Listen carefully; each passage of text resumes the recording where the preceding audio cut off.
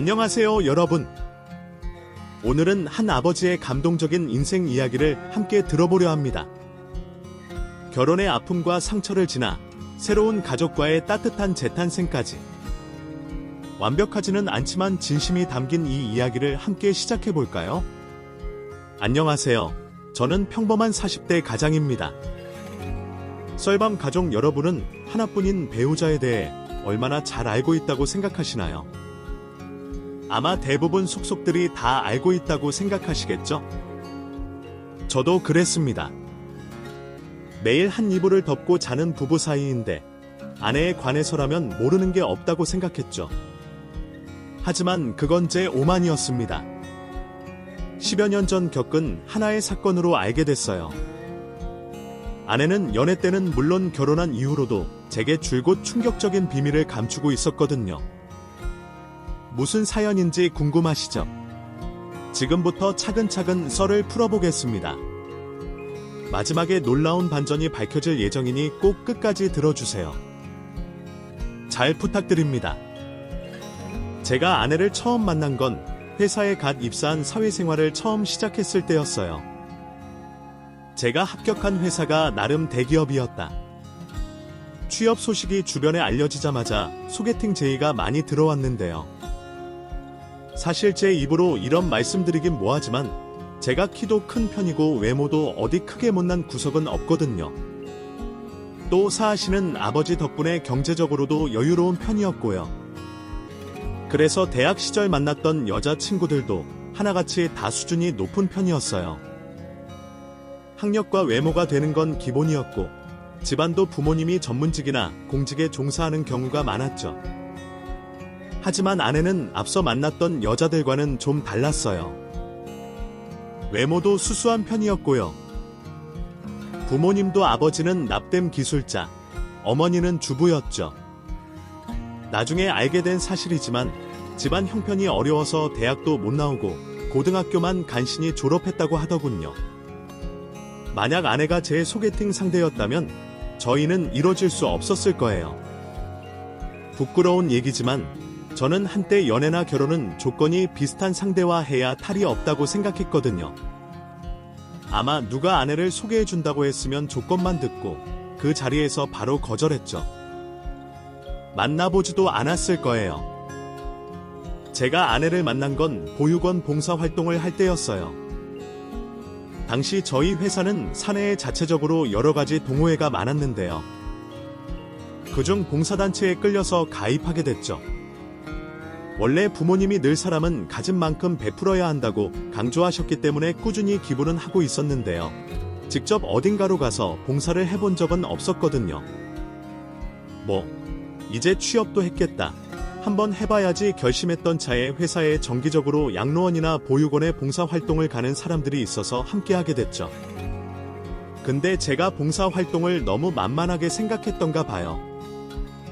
그냥 보육원 애들한테 선물 좀 나눠주고 같이 놀아주면 되겠지 했는데 웬걸? 가자마자 보육원 청소에, 빨래에, 음식 준비에 정신이 하나도 없더군요. 애들 점심을 먹이고 난 뒤엔 너무 지쳐서 기운이 하나도 없었는데요. 이 산더미 같이 쌓인 설거지 거리를 보니까 눈앞이 캄캄하고 그래도 어쩌겠어. 누군가는 해야 하는데 긴 한숨과 함께 고무장갑을 끼던 순간 갑자기 작은 손 하나가 나타나선 그 고무장갑을 가로채 가더군요. 저보다 연하로 보이는 젊은 여자였어요. 제가 하려고 했는데 됐어요. 딱 봐도 기운 다 쓴 것 같은데 님, 제가 할 테니 가서 좀 쉬세요. 아닙니다. 그럴 순 없죠. 같이 혼자 하는 게 더 빨라요. 진짜 괜찮으니까 가서 좀 쉬세요. 지금 얼굴이 백지장처럼 하얀 거 알아요? 당황해 손으로 얼굴을 훔치자 그녀가 씩 웃었어요. 그리고는 휙 돌아서서 산더미처럼 쌓인 설거지를 순식간에 해치우더군요. 그 씩씩한 뒷모습이 왠지 모르게 눈에 오래오래 각인됐죠. 그 뒤로도 종종 보육원에서 그녀를 마주쳤어요. 그녀는 작은 제조회사에서 일했는데요. 주말마다 그 보육원으로 봉사활동을 나온다고 하더군요. 조용했지만 허투루 다가가지 않았죠. 원래 아이들은 상대가 자기를 진심으로 대하는지 아닌지 바로 안다고 하잖아요. 그녀는 보육원 아이들이라고 해서 자기 아래로 보고 무시하는 법이 없었어요. 늘 존댓말을 쓰면서 어른과 동등하게 존중해줬죠. 제가 그런 그녀를 좋아하게 된 건 어찌 보면 당연한 결과였어요. 언젠가부터 봉사활동 가는 게 너무나 설레기 시작했고요. 가면 그녀에게 한마디라도 더 말을 붙여보려고 전전긍긍했죠. 눈치 빠른 직장 동료들은 제가 그녀에게 관심이 있다는 걸 알고 적극적으로 도와줬네요. 일부러 1배 정도 같은 걸로 해주고요. 뭔가 그녀와 소통할 일이 있으면 직접 하지 않고 저를 대신 시키곤 했죠. 그쯤 되니 그녀도 제 마음을 눈치챘던가 봐요. 언젠가부터 자꾸만 저를 피하더군요. 이대로는 죽도 밥도 안 되겠다 싶어 그녀를 만난 지 4개월 만에 좋아한다고 고백했어요. 그러자 돌아온 대답은 죄송하다 겼습니다. 자기는 남자를 만날 생각이 없다고 하더군요. 하지만 사나이가 한번 칼을 뽑았으면 무라도 썬다고 하잖아요. 사랑에 눈이 멀었던 저는 그녀에게 딱 3번만 데이트를 해달라고 졸랐어요. 만약 3번 데이트하고도 서연씨 마음에 변화가 없으면 깔끔하게 물러나겠습니다. 보육원도 더는 나오지 않을게요. 그러니까 부탁이니 제게 기회를 주십시오. 제 거듭된 애원에 그녀도 결국 못 이겨 고개를 끄덕였어요. 나중에 알게 된 사실이지만 그때만 해도 그녀는 저를 좋아하게 될 줄 꿈에도 몰랐다고 하더군요. 첫 데이트는 같이 극장에서 영화를 보고 밥을 먹었고요. 2번째 데이트 때는 유원지에 놀러 갔고, 마지막 데이트 때는 남산으로 드라이브를 갔죠.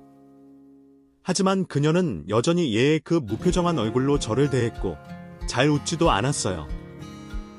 마지막 데이트가 끝났을 때, 이 여자 마음 훔치는데 실패했구나라는 생각이 들더군요. 그녀를 집에 데려다 주는데 이제 다시 볼 수 없을 것 같다 생각에 어찌나 눈물이 나던지요. 그 사이 제 마음은 더욱더 커져버린 상태였거든요. 이대로 영영 그녀를 못 보면 죽을 것 같았죠.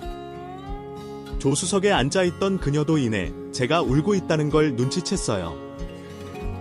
아니, 민수씨. 왜 울어요? 무슨 일 있어요? 아무것도 아닙니다. 신경 쓰지 마세요. 어떻게 신경을 안 써요? 어디 아파요? 아니요. 그게 아니라 오늘이 지나면 서연 씨를 영영 못 본다고 생각하니까 슬퍼서요. 제 말에 그녀는 당황한 눈치였어요. 그러다 이내 풋하고 작게 웃음을 터뜨렸어요. 민수 씨는 제가 그렇게 좋아해요. 네. 좋아요. 너무너무 좋아합니다. 제 어디가 그렇게 좋은데요? 솔직히 전 예쁘거나 몸매가 좋은 것도 아니고 민수 씨처럼 좋은 회사에 다니는 것도 아닌데요. 그런 건 아무 상관없어요. 그냥 서연 씨가 보육원에서 씩씩하게 일하는 모습을 보고만 있어도 힘이 나고요. 아이들한테 웃어주는 모습을 볼 때마다 나한테도 웃어줬으면 하는 생각이 들고, 저도 언제 이렇게 빠졌는지 모르겠어요. 제 진솔한 고백이 그녀의 마음을 움직인 걸까요? 잠시 후 그녀가 믿을 수 없는 말을 했어요. 좋아요. 그럼 우리 한번 만나봐요. 네. 만나보자니? 그럼 제 마음을 받아준다는 얘기에. 네, 누군가가 저를 이렇게까지 좋아해준 건 처음이에요. 민수 씨 마음 한번 믿어보고 싶어요. 황량한 겨울의 풍경이 순식간에 찬란한 봄으로 바뀌는 마법 같은 순간이었어요. 그렇게 저는 그녀와 정식으로 사귀기 시작했고요. 2년의 연애 끝에 부부의 영까지 맺게 됐죠. 앞서 말씀드린 것처럼 아내의 집안은 평범, 아니 어쩌면 그보다 살짝 부족한 형편이었고, 그래서 아내는 자기가 버는 월급을 고스란히 부모님에게 드리고 있던 상태였죠. 장인어른이 납땜 일을 해서 벌어오는 돈으로는 처남까지 내 식구 먹고 살기가 빠듯했던 거예요. 효심 깊은 아내는 결혼을 코앞에 두고 그런 친정 식구들이 걱정됐던가 봐요. 어느 날 제게 그러더군요. 민수 씨, 나 결혼해도 계속 일할 거라고 했잖아. 그럼 내 월급단은 아니더라도 어느 정도는 부모님께 보내드려도 될까? 남동생도 아직 취업 준비 중이고 아버지 혼자 벌어오는 돈으론 좀 부족하거든. 제 눈치를 살피며 조심스럽게 묻는 아내를 보면서 문득 아차 싶었어요. 아내가 결혼하고도 직장을 그만두지 않겠다고 했던 게 처가 식구들 때문이었다는 걸 뒤늦게 깨달았거든요. 자기, 혹시 회사 안 그만두겠다고 했던 게 그것 때문이야? 아니, 꼭 그런 건 아닌데. 아내는 말끝을 흐리며 시선을 피했어요. 긍정의 대답과 다르지 않은 반응이었죠. 어쩐지 현모양처가 꿈이라던 사람이 기어이 회사를 다니겠다고 하더니만 여린 몸으로 가족들의 생계를 책임지려는 아내가 대견하면서도 안쓰러웠어요. 아이, 그럼 굳이 힘들게 회사 다니지 마. 장인어른, 장모님께 드릴 돈은 내가 따로 챙겨줄 테니까. 됐어. 민수 씨가 왜? 그건 너무 염치 없잖아. 염치 없긴 뭐가 염치 없어. 당신 친정이 나한테도 가족인데. 걱정하지 마. 나 생각보다 꽤 많이 버니까. 뭐 하면 부모님 돈 받아도 되고. 당신이 일 욕심이 있다면 회사 다니는 거 응원하겠지만 그게 아니라면 일부러 고생할 게 뭐가 있어. 우리 아기도 가져야 하는데. 하지만 제 계속된 설득에도 아내는 고개를 저었어요. 아니야. 그래도 그건 좀 아닌 것 같아. 어머님, 아버님이 알게 되면 어떻게 생각하시겠어? 어차피 임신하면 일 그만둬야 하잖아. 그때까지만 계속 이렇게 일해서 부모님께 생활비 드리고. 아내는 한번 결정한 일은 어지간해선 번복하지 않는 성격이었어요. 결국 제가 한 발 물러설 수밖에 없었죠. 신혼생활은 행복했어요. 둘 다 평일엔 일하느라 바빴지만 주말엔 딱 달라붙어서 서로만 바라봤죠. 같이 집에서 뒹굴거리면서 수다도 떨고 요리도 하고 때로는 교회로 드라이브도 갔어요. 사랑하는 여자와 한 집에 살며 같은 미래를 그린다는 건 정말 이루 말할 수 없는 안정감을 줬네요. 어차피 제 수입으로 둘이 먹고 살긴 충분했기 때문에 아내의 월급은 딱히 신경 쓰지 않았는데요. 아내는 대부분의 돈을 처갓집으로 보내는 것 같았어요. 아내가 워낙 기뻐했고요. 처남이 좀 철이 없는 스타일이라 여기저기 사고를 많이 치고 다녔거든요. 그렇다고 아내가 가족들에게 마냥 희생만 하는 건 아니었어요. 장인어른도 장모님도 아내를 하나뿐인 딸이라고 얼마나 예뻐하셨는지 몰라요. 결혼 전에 인사를 드리러 갔을 땐 저를 붙잡고 우리 딸 잘 부탁한다고 몇 번이나 고개를 조아리고 결혼 후에도 처갓집에 놀러 갈 때마다 아내가 좋아하는 음식을 한 상 가득 차려놓곤 했죠. 설거지라도 할라 치면 그냥 앉아있어라고 난리가 났죠. 특히 장모님이 유별나게 아내를 챙겼어요. 사위사랑은 장모하고 저도 좀 예뻐해 주실 법도 한데 같이 가면 저는 찬밥 신세였는데 서운하기도 했지만 원래 피는 물보다 진한 법이니까요. 아내는 부모님을 참 좋아했어요. 워낙 무뚝뚝한 사람이라 애정 표현을 남다르게 하는 건 아니었지만 한 달에 2번 이상 꼭 친정에 들러 하룻밤 자고 왔죠. 처갓집이 차로 무려 2시간 넘게 떨어진 곳에 있었는데 제가 시간이 안 되면 혼자 고속버스를 타고서라도 다녀오곤 했어요. 그 밖에도 보일러가 고장 났다든지 텔레비전이 안 나온다든지 뭔가 처갓집에 문제가 생기면 아내가 해결사로 출동했고요. 부모님이 연세가 있으셔서 전기장판 켜는 법도 잘 모르시거든. 이젠 나이만 먹었지. 아직도 애고. 번거로워도 내가 계속 들여다봐야 마음이 편해? 아내의 마음이 이해가 안 되는 건 아니었지만 처갓집이 워낙 멀리 있어서일까요? 한번 다녀올 때마다 몸 약한 아내가 알아눕는 게 마음에 걸렸어요.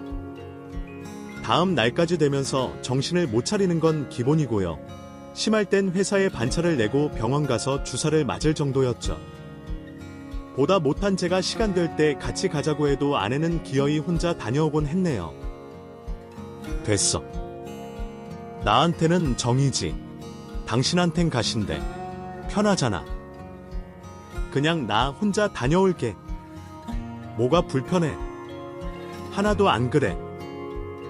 그러니까 그냥 다음 주에 나랑 같이 가면 안 돼? 다녀오면 당신 또 알아 놓을 텐데. 혼자 가기 너무 멀잖아. 괜찮아.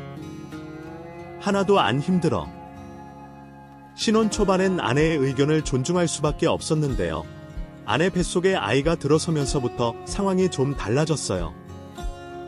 임신 초기에는 유산 위험이 높아서 조심해야 하잖아요.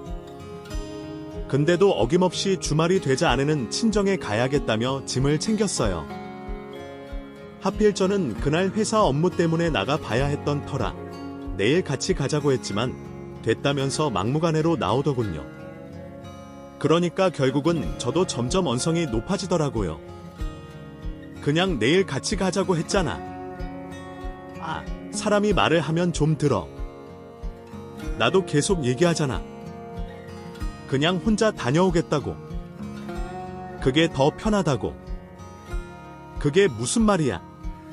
나랑 같이 있는 게 불편하다는 거야. 비약하면 그런 말 한 적 없으니까. 그럼 대체 왜 부득불 기어이 오늘 가겠다는 건데? 말이 나와서 말이지만 결혼하고 당신처럼 친정 자주 가는 와이프가 어디 있어? 더군다나 이제 당신 홀몸도 아니고 지금 한창 조심해야 할 때인데. 제 말에 아내도 할 말이 없는지 입을 꾹 다물었어요. 하지만 그것도 아주 잠깐이었고 그냥 임신하고 그러니까 엄마 생각이 더 나서 그래. 엄마 얼굴 보고 싶어서. 아, 그러니까 내일 나랑 같이 가자고. 아내는 잠시 망설이는가 싶더니 밖에 진실을 털어놨어요. 실은 우리 부모님이 당신을 너무 불편해. 뭐? 장인어른, 장모님이 날 불편해한다고.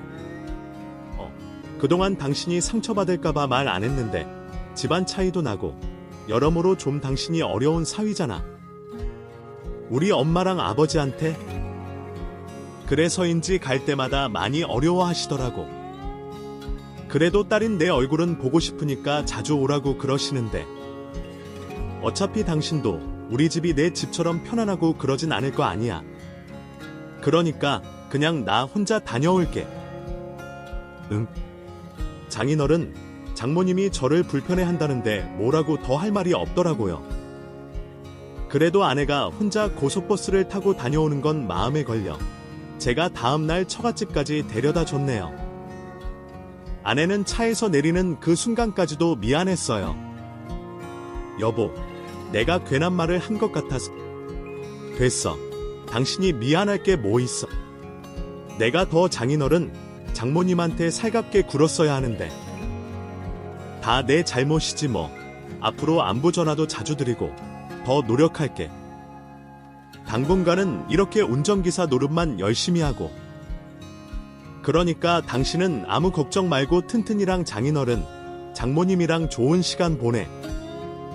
알겠지? 그렇게 말해줘서 고마워, 여보. 아내는 그래도 제게 못내 미안했는지 여전히 표정이 어두웠어요. 그런 아내에게 미안해서 그 뒤로 더 열심히 노력했네요. 아내가 친정에 오고 갈 때마다 제가 차로 이동시켜주고요. 약속한 대로 장인어른, 장모님께 안부 인사도 자주 드렸어요. 굳이 생신이나 명절 때가 아니어도 선물을 보내기도 하고요. 그런제 정성이 통한 걸까요? 장인어른, 장모님도 저를 점점 편애하는 것 같더라고요. 그러던 어느 날이었어요. 그쯤에 아내는 입덧도 좀 가라앉고 안정기에 접어든 상태였는데요. 이제 슬슬 회사를 그만두는 게 어떻겠냐고 하니 깜짝 놀라면서 출산 직전까진 다니고 싶다고 하더군요. 장모님한테 보내는 돈 때문에 그러나 싶어서 좀 화가 났어요. 뱃속에 우리 아기는 안중에도 없는 것 같아서 말이죠. 아, 당신 정말 해도 너무한 거 아니야. 지금이 어느 시대인데 임산부가 막달까지 회사를 그러다 우리 튼튼이 잘못되면 어떡하려고. 아, 절대 안 돼. 지금까지도 나 많이 봐준 거야. 이제 그만 회사랑 얘기해서 정리하고 집에 있어. 그저 우리 부모님, 장인어른, 장모님이 뭐 그렇게 형편이 어려우셔도 보내주는 돈 없으면 길거리에 나앉으시겠냐고. 장인어른도 아직 일하고 계시고 처남도 얼마 전에 취업했잖아. 그럼 이제 됐어. 당신은 할 만큼 했다고. 아니, 장인어른, 장모님도 그래. 당신이 임신한 거 뻔히 알면서 어떻게 회사 그만두라는 소리를 하네. 우리 부모님이야 계속 얘기하지. 근데 내가 고집 부리는 것뿐이야. 아, 그러니까 그 고집을 왜 자꾸 부리냐? 그게 싫은? 아, 아니다. 당신 말대로 할게. 우리 튼튼이도 생각해야지. 내가 너무 내 생각만 했어. 미안해. 뭔가를 털어놓으려는 듯 보였던 아내는 이내 화제를 돌렸어요. 그리고는 제 말대로 하겠다고 선선히 고개를 끄덕이더니 아내가 그렇게 나오니 저도 더는 아무 말도 하지 않았고요. 지금 와서 하는 말이지만 그 순간이 참 후회돼요. 그때 어떻게든 아내를 추궁해 하려던 말을 끝까지 들었어야 했는데 아내가 감추고 있던 그 끔찍한 비밀을 그때라도 알았더라면, 그랬더라면 그 비극도 막을 수 있지 않았을까요? 며칠 뒤 아내는 회사에 사직서를 냈고요. 그 달 말까지만 출근하고 바로 회사를 그만뒀어요. 대신 집에서 열심히 살림도 하고 저녁상 차려놓고 하더군요. 그러지 말라고 해도 병원에서 계속 몸을 움직여주는 게 좋다고 했다면서 막무가내더라고요. 뭐, 저도 내심 싫지 않았네요. 집에 돌아오면 아내가 환하게 웃으면서 저를 반겨줬으니까요. 내친 김에 아내가 아예 전업주부가 됐으면 좋겠다는 생각도 했어요. 아내도 아이만큼은 엄마가 키워야 한다고 생각하는 사람이었으니까. 뭐, 집에 들어가는 돈이야 제가 대신해주면 되는 거니까. 아내를 잘 설득해 봐야겠다고 결심했죠. 그런 생각을 읽은 것처럼 뒤이어 장모님께서 뜻밖의 얘기를 꺼냈어요. 뭐, 평소처럼 안부차 전화를 드렸는데 먼저 할 말이 있다고 운을 떼시고. 어떤 얘긴데요, 장모님? 어려워 마시고 말씀해보세요. 아유, 그게 실은 자네도 알고 있는지 모르겠는데 자네 장인이 얼마 전에 허리를 다쳐서 일을 그만뒀네. 역시 서연이가 얘기 안 했나 보구만. 뭐, 걱정할까봐 그런 거겠지. 어쨌든 그래서 요즘 생활이 많이 어려워. 서연이가 보내주던 생활비도 뚝 끊겼고. 아, 그 안 그래도 제가 말씀드리려고 했는데요. 장모님, 괜찮으시면 그 사람이 보내던 돈은 제가 계속 보낼게요. 뭐, 그게 정말인가? 서연이가 될 것처럼 얘기하던데. 요즘 자네도 회사에서 많이 힘들다고. 아니, 어찌나 칼같이 잘라내던지 내 배로 낳은 자식이 맞나 싶을 정도로 섭섭했다고. 아마 그 사람 입장에선 그게 저한테 폐를 끼치는 거라고 생각하나 봐요. 부부 사이에 그런 게 어디 있는지. 참, 서연이가 원래 좀 그렇게 꽉 막혔어. 융통성이 없다고. 장모님 말씀이 맞습니다. 앞으로 제가 다달이 돈 보내드릴게요. 사위가 드리는 용돈이라고 생각해주세요. 아유, 그게 정말인가? 아유, 고맙네. 민수 서방. 아, 서연이한테 비밀로 하는 게 어떻겠나? 알면 또 난리칠 것 같아서. 아, 그러며. 걱정하지 마세요. 그 뒤로 저는 장모님 계좌에 다달이 돈을 보냈어요. 애초에 제 돈은 제가 관리하고 있었기 때문에 서연이는 아무것도 몰랐죠. 또 회사를 그만둔 뒤로는 친정에도 잘 가지 않는 눈치였어요. 배가 너무 불러와서 거동이 힘들다고 하더군요. 그리고 웬일인지 장인어른 장모님에게 걸려오는 전화도 잘 받지 않는 눈치더라고요. 장인어른 장모님께 안부 전화를 드릴 때마다 그렇게 딸 소식을 궁금해하셨죠. 안 되겠다 싶어서 연락 좀 드리라고 아내에게 말해봐도 알겠다고 웃어 넘기기만 할 뿐 진짜로 전화를 하는 것 같진 않았죠. 그때만 해도 뭐 그냥 잠깐 싸웠겠지 하고 대수롭지 않게 여겼네요. 그러던 어느 날 장모님이 제 월급을 알게 되면서 사달이 났어요.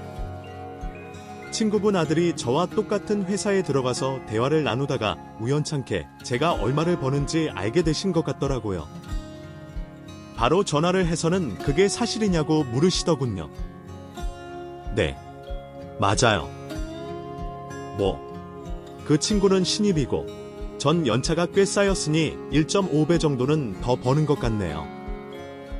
아니, 난 자네가 그렇게 많이 버는 줄 몰랐네? 서연이 말로는 회사 이름만 번지르하지 속빈 강정이라 하더만. 그게 아니었어. 그 사람이 그런 말을 했어요. 지금 그게 중요한 게 아니고.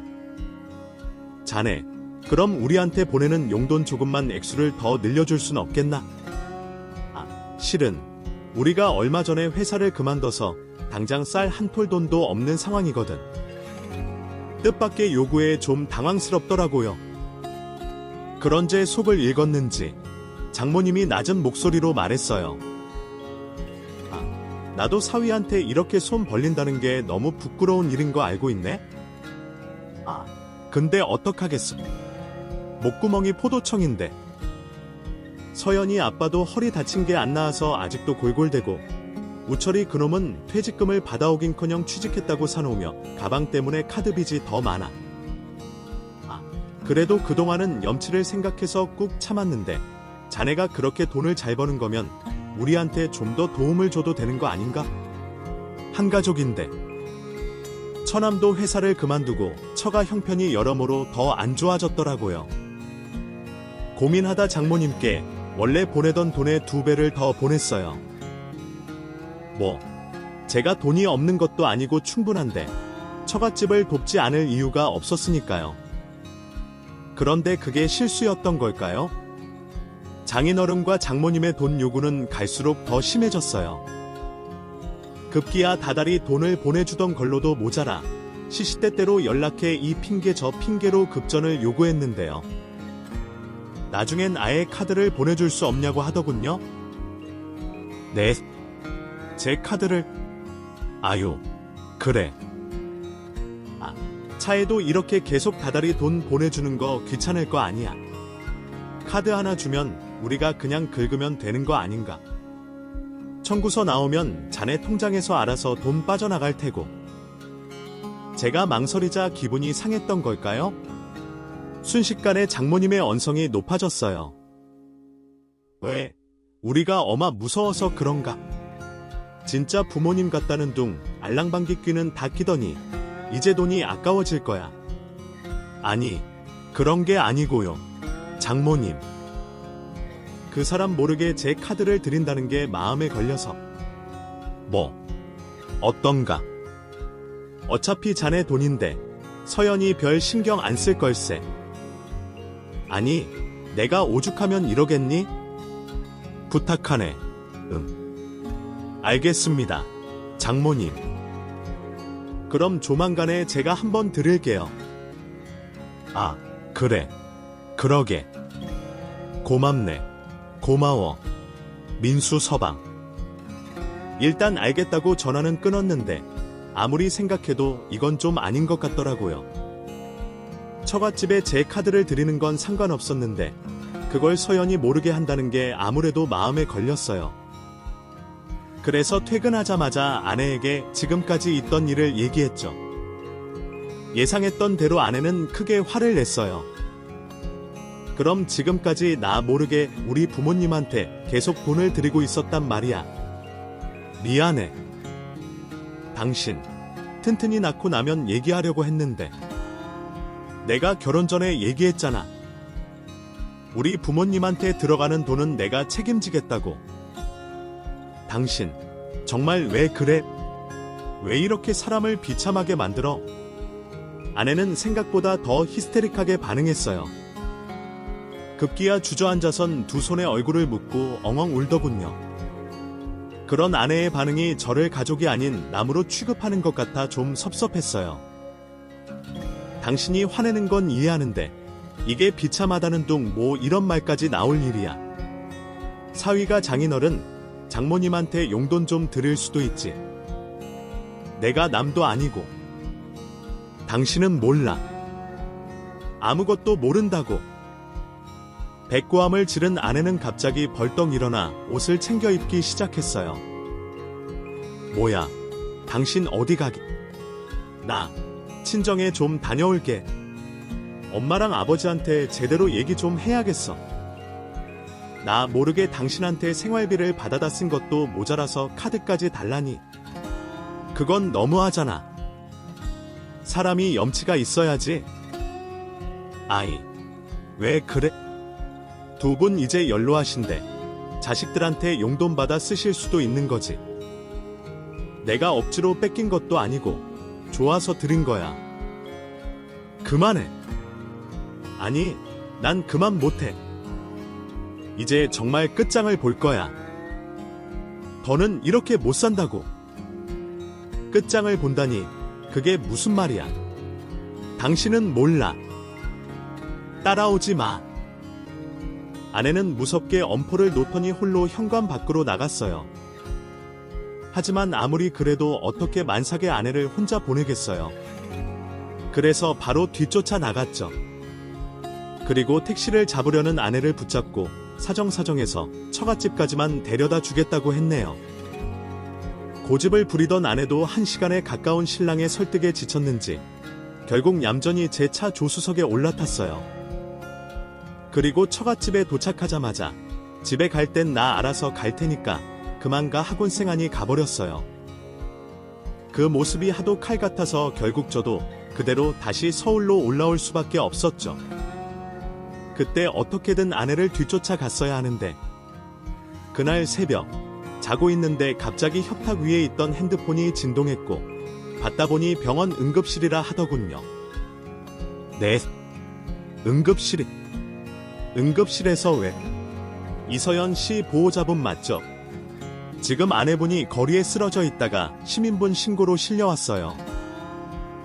빨리 좀 와보셔야 할 것 같아요. 응급구조사의 말을 듣는데 심장이 땅으로 쿵 떨어지는 기분이었어요.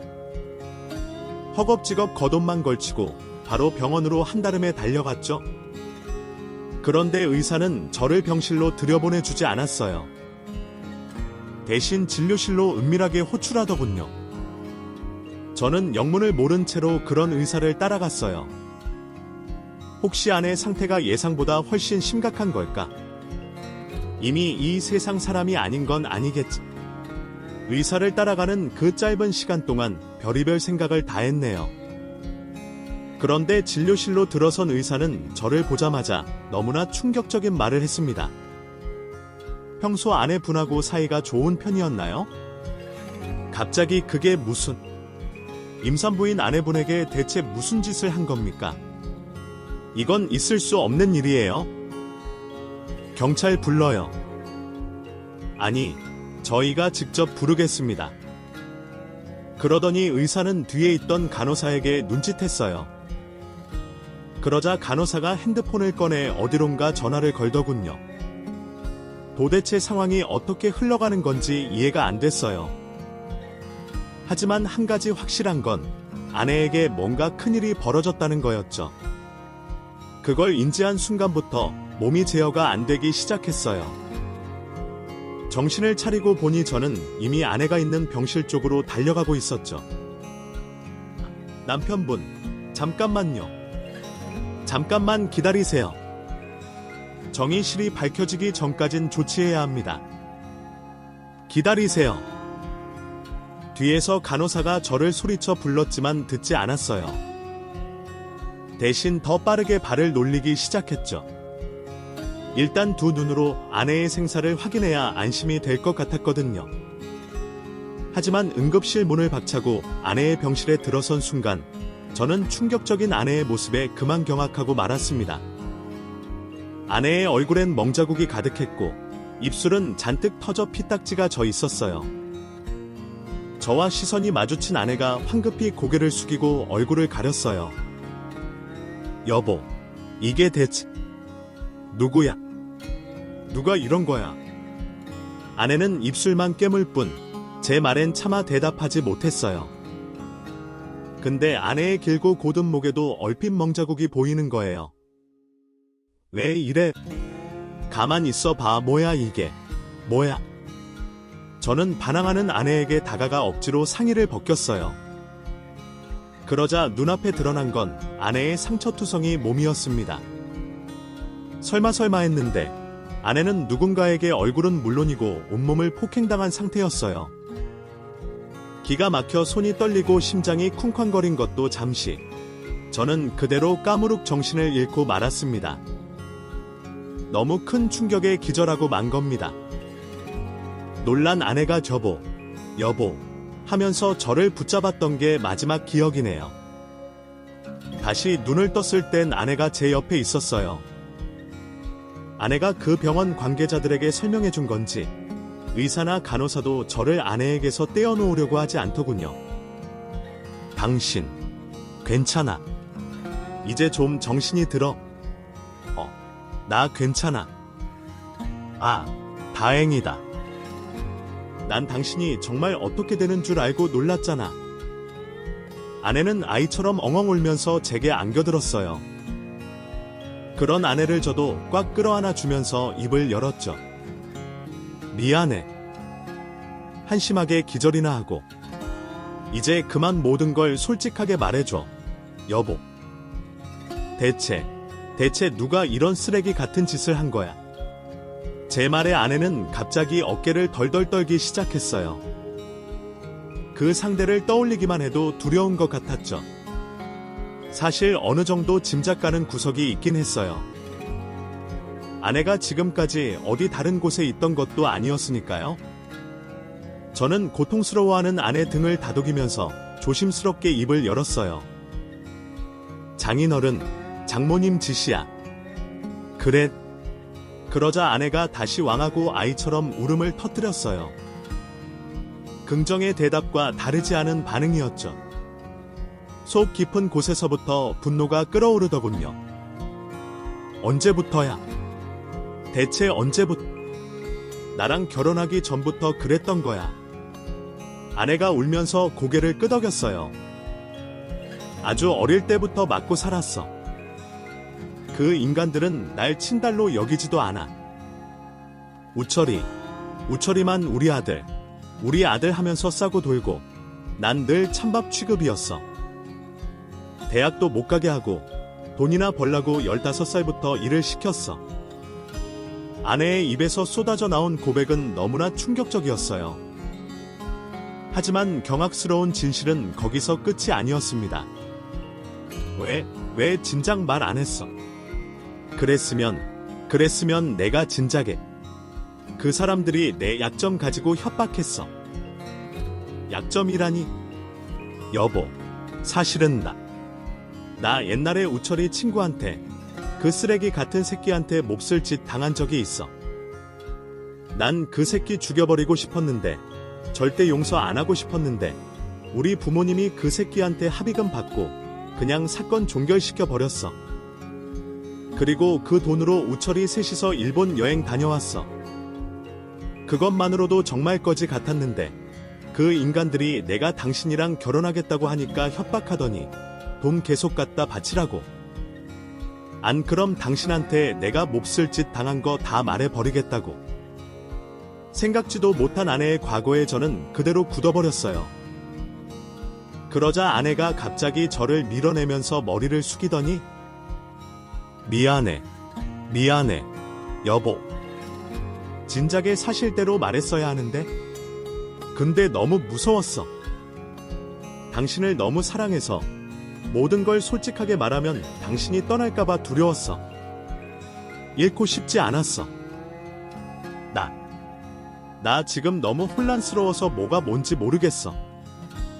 제 반응이 상처가 됐던 걸까요? 아내가 입술을 질끈 깨물었어요. 이해. 당신도 이제 내가 싫지. 끔찍하지. 나 같은 여자는 애초에 당신을 욕심내서 안 됐던 건데. 그래도 걱정하지 마. 당신 앞에서 조용히 사라질 테니까. 이혼도 해줄게. 하지만 튼튼이만큼은 내가 키우게 해줘. 부탁할게. 제 속도 모르고 혼자 결론을 내버리는 아내에게 화가 났어요. 그래서 다시 아내의 어깨를 잡고 목소리를 높였죠. 지금 무슨 말 하는 거야? 내가 혼란스럽다는 건 그런 뜻이 아니야. 젠장, 당신한테 정말 실망이야. 설마 내가 당신을 버릴 거라고 생각했던 거야. 당신에 대한 내 마음이 고작 그 정도라고 생각했어. 여보, 나한테 말했어야지. 진작에 전부 다 말했어야지. 그럼 내가 지켜줬을 텐데. 난 바보같이 그것도 모르고 당신한테 화만 내고 당신 혼자 처갓집에 가는 거 그냥 지켜만 봤잖아. 알았으면 절대 못 가게 했을 텐데. 그 인간들이 당신 결혼 후에도 때렸어. 아니야. 결혼 후에는 티나니까 심하게 못 때렸어. 임신했다. 유산할까봐 걱정하기도 했고. 그 인간들 나한테 꼭 아들 낳아야 한다고 얼마나 협박했는데. 줄고. 그래야 당신이랑 시부모님 재산 노릴 수 있다면서. 그래서 튼튼이가 얼른 태어나길 바라면서도 태어나지 않길 바라기도 했어. 나 정말 엄마 실격이지. 나 같아도 그런 양가 감정 가졌을 거야. 근데 오늘은 왜 이렇게 맞은 거야? 내 일로 따진 거야. 그래. 그동안 그냥 배짱으로 그 인간들한테 오는 연락 다 무시했었어. 근데 당신한테 그렇게 몰래 뒤에서 돈 뜯어내고 있었다는 걸 알고 너무 화가 나서 가자마자 따졌어. 그리고 당신이랑 이혼하겠다고 했어. 내 과거, 그 사람한테 알리려면 알리라고. 난 이혼할 거라고. 그랬더니 아버지가, 아니, 그 인간이 화를 내면서 날 마구 때렸어. 간신히 도망쳐서 병원 가려다 정신을 잃었던 거야. 아내를 끌어안고 둘이 얼마나 울었는지 모르겠어요. 금방이라도 그 인간들에게 달려가 사지를 내고 싶었지만 이런 순간엔 본능보다 이성이 앞서야 했죠. 그래서 어느 정도 감정이 진정되자 바로 아버지에게 연락했어요. 그리고 아버지 사업과 관련해서 법적인 자문을 해주고 있는 변호사 선생님을 소개해달라고 했죠. 무슨 일이냐고 묻는 아버지에겐 나중에 다 설명드리겠다 했네요. 변호사 선생님에게 연락해 자초지종을 설명했어요. 그러자 일단 몸에 있는 상처를 사진으로 찍어서 증거부터 남기라고 하더군요. 그리고 그 자들에게도 연락해서 죄를 인정하는 발언을 취하라고 하셨죠. 딱 잡아떼면 어쩌나 했는데 제가 전화하자 그 장모라는 년은 바로 길길이 날뛰더군요. 아니, 서연이 그년이 그렇게 입조심하라고 했는데 그새를 못 참고 자네한테 미주알 고주알 다 일러 바쳤어. 집안 망신 줄도 모르고. 그년 원래 그렇게 좀 청해. 지금 그걸 말이라고 하세요. 만삭인 제 아내를 폭행해놓고 뭐요? 집안 망신. 집안 망신은 지금 누가 보여줬는데. 아니, 자네 지금 장모인 나한테 소리 지른 건가? 내 딸 내가 교육시키겠다. 자네가 무슨 상관이야? 부모가 자식인 말을 안 들으면 좀 때리고 할 수도 있는 거지. 이번이 처음이 아니잖아요. 서연이 말로는 초등학교 들어가기 전부터 맞았다는데 맞고 정신을 잃은 적도 이번이 처음이 아니라는데 이게 단순히 훈육이라는 말로 설명될 수 있을 것 같아요. 아이, 자네는 남이잖아. 신경 꺼. 내가 이 사람 남편인데 무슨 남이라는 겁니까? 어쨌든 변호사 선임해서 제대로 대응할 테니까 각오하세요. 당신들 전부 다 콩밥 먹게 할 거니까. 그 길로 저는 그 개보다 못한 인간들을 가정폭력으로 신고했어요. 뒤늦게 연락이 갔는지 처갓집 식구들 다 난리가 났더군요. 뒤늦게 저희 집까지 찾아와선 한 식구끼리 이렇게까지 해야겠냐고 울음장을 놨어요. 그 모습에 아내는 트라우마가 발동했는지 제 뒤에서 덜덜 떨며 어쩔 줄 몰라 있었죠. 그걸 보고 있자니 또 속이 뒤집히더라고요. 누가 집까지 찾아와도 좋다고 했습니까? 할 얘기 있으면 경찰서 가서 하세요. 아니, 자네, 그렇게 안 봤는데 이게 어디서 배운 버릇없는 말인가? 어른이 왔으면 그래도 일단 집 안으로 모셔야지. 현관 밖에 세워두고 이게 뭐하는 짓이야? 어른다운 짓을 했어야 대접을 해주죠. 나이만 처먹으면 뭐, 다 어른인 줄 알아. 뭐, 처먹어. 자네, 지금 말 다 했나? 자네가 우리 가정사에 대해 뭘 알아? 서연이 그년이 기집애 주제에 어릴 때부터 얼마나 기가 샜는지 알아? 저지가 맞을 짓을 해서 맞은 거지. 이유 없이 때린 적 한 번도 없다고. 그러자 잠자고 있던 처남까지 가세했어요. 맞아요. 아, 누나가 뭐라고 해야 되지. 좀 사람 성질을 긁는 게 있다고요. 그 예로 같은 자식인 저는 한 번도 맞은 적이 없는 거려. 그런 부자의 작태를 보고 있자니 정말 더는 참을 수가 없더군요. 그래서 그대로 달려가 처남의 얼굴에 주먹을 날렸어요. 제가 덩치도 제법 있는 데다 왕년에 권투도장을 다녔던 터라 처남은 비명을 지르면서 나가 떨어졌어요. 우라, 우쳐라. 너 괜찮니? 아니, 자네 미쳤나? 자네가 뭐라고 내 아들을 때려? 왜요? 방금 장인어른이 그러셨잖아요? 이 사람이 맞을 짓을 해서 맞은 거지. 이유 없이 때린 적 없다고. 방금 처남도, 아니, 저 새끼도 맞을 짓 했잖아요. 안 그래요? 자, 다음 맞을 짓 한 사람, 장인어른 같은데, 저는 장인어른을 서슬퍼런 눈초리로 노려봤어요. 그리고 위협적으로 주먹을 휘둘렀는데 그것만으로도 장인어른은 기겁하며 뒤로 물러나다 다리가 꼬여 자빠지고 말았죠. 이런 한심한 인간한테 그동안 아내가 맞고 살았다니 속이 뒤집혀서 구역질이 치밀어 올랐어요. 더 처맞기 싫으면 당장 다 꺼지시고 법정에서 볼 생각이나 하세요. 부자건 아시죠? 또 아버지가 법조 쪽으로도 아주 연줄이 빵빵하시거든요. 각오하시는 게 좋을 겁니다. 제 협박에 그 자들은 찍소리도 못했어요. 서로 눈짓을 교환하더니 갑자기 약속이라도 한 것처럼 털썩 무릎을 꿇었어요. 장모님은 눈물까지 흘리면서 말했어요. 민수 서방, 우리가 잘못했네? 다신 이런 손가락 하나 안 까. 용서해 줄게. 아, 그래도 우리가 서연이 하나뿐인 부모 아닌가? 그래, 민수 서방. 나도 이렇게 빌게. 우리가 옛날 사람들이라서 딸년 다루는 법을 잘 몰라서 그랬어. 서로 오해가 있었던 거지.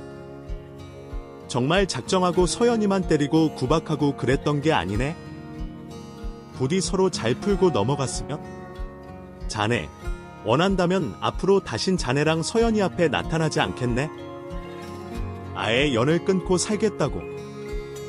그 와중에도 오직 저를 향해서만 용서를 비는 그 인간들이 너무 어이가 없었어요. 그래서 코웃음을 치면서 용서를 빌 상대가 잘못된 거 아닙니까? 하고 일갈했습니다. 그러자 셋이서 못마땅한 표정을 하면서도 아내를 향해 일제히 고개를 숙이더니 서연아, 이 애비가 잘못했다. 부디 한 번만 용서해 주렴. 맞아, 누나. 한 번만 봐줘. 아이, 나이 빨간 줄 그이면 제 취업도 안 될 거고 내 인생 완전히 망하는 거라고. 아내는 그때까지도 아무 말도 못하고 있었어요. 그런 아내에게 용기를 불어넣어 주듯 조심스럽게 어깨를 감싸 안았어요. 그리고 어떻게 하고 싶어? 당신이 하자는 대로 하게 하고 물었죠. 그러자 아내가 천천히 입을 열었어요. 절대 용서하고 싶지 않아. 이 인간들이 다 처벌받았으면 좋겠어. 아내는 어느새 울고 있었어요. 그동안 얼마나 쌓인 게 많았으면 이렇게까지 말하겠어요. 그런 아내가 너무 가여워서 어느새 저도 울고 있었네요. 그래, 걱정하지 마. 내가 가해자들한테 천벌 내려줄 테니까. 당신은 아무 걱정하지 마. 그 말에 가해자 년놈들이 뭐라고 더 입을 열려고 했지만 제 기백에 눌려 아무 말도 하지 못했어요. 저는 아내를 데리고 집으로 들어갔고요. 예정했던 대로 법적 절차를 밟아 나갔습니다. 그뿐만이 아니었어요. 따로 사적인 복수를 위한 준비도 시작했죠. 법의 철퇴를 내려봐야 가정폭력은 징역 몇 년 받으면 그만이었어요. 심지어 처남은 집행유예 처분을 받을 확률이 높았죠. 그렇게 둘 순 없었어요. 저는 사람을 시켜서 처남 주변에 덫을 놨어요. 바로 불법 도박이라는 덫이었다. 처남이 도박에 약하다는 걸 알고 있었거든요. 도박쟁이 한 명을 고용해 처남과 친해진 다음 투기장으로 유혹하라 했죠. 처남은 단번에 넘어왔고 그렇게 순식간에 불법 도박에 빠져들었습니다. 원래 딴 놈은 없고 이런 놈만 있는 게 도박이죠. 처남은 순식간에 가진 돈을 전부 잃었고 집문서를 훔쳐다 빚을 내는 것도 모자라 사채까지 끌어다 썼어요. 하지만 큰돈을 벌긴커녕 전부 다 잃고 말았죠. 그 사이에 지리했던 재판도 끝이 났는데요. 아내를 실질적으로 자주 폭행했던 장인어른과 장모님은 2년도 채 안 되는 실형을 선고받았고요. 처남은 역시나 집행유예로 풀려났습니다. 썩 성에 차지 않은 결과긴 했지만 어느 정도 예상했던 일이었으니까요. 셋 다 호적에 빨간 줄 긋게 만든 것만으로도 만족하기로 했죠. 어차피 이미 그 일가는 그쯤에 완전히 패가망신한 상태였으니까. 처남이 진 억대 도박빚 때문에 유일한 재산이던 집이 날아간 건 물론이고요. 사채업자들에게 쫓기는 신세가 됐죠. 결국 저와 아내에게 연락해서 한 번만 도와달라고, 제발 살려달라고 빌기도 했는데 저희가 미쳤다고 그걸 도와줬겠어요. 현재 장인어른은 알코올 중독으로 간암에 걸려 오늘 내일 하고 있고요. 장모님은 그런 장인어른을 뒤치다꺼리하면서 막일이나 하고 있어요. 처남은 사채업자들을 피해 도망치는 와중에 또 폭력범죄에 휘말려서 현재 교도소에 수감 중이죠. 자업자득이라고 해야 할까요? 안타까운 마음은 전혀 없습니다. 다행히 저희 부부는 누구보다 행복하게 잘 살고 있어요. 아내는 친정과 연을 끊은 뒤에도 한동안 많이 힘들어했어요. 가정폭력의 트라우마로 잠도 잘 못 자고요. 사람들 많은 곳에 가면 숨 쉬는 것도 어려워했죠. 하지만 심리 상담 치료를 받으면서 차차 나아졌어요. 이젠 서연이도 잘 자고요. 밥도 잘 먹고 일상생활도 큰 문제 없이 잘하고 있습니다. 초등학생이 된 아들과 몇 년 전 낳은 늦둥이 딸도 잘 크고 있고요. 이대로 우리네 가족 큰 풍파 없이 계속 평안하기만을 바랄 뿐입니다. 이렇게 아내와 처갓집에 얽힌 이야기를 털어놓고 나니 새삼 아내에 대한 애정이 더욱더 커지네요. 오늘 집에 가는 길에 아내가 좋아하는 꽃과 케이크라도 좀 사가야겠습니다. 썰밤 가족분들, 긴 얘기 들어주셔서 고맙습니다. 모두 건강하세요.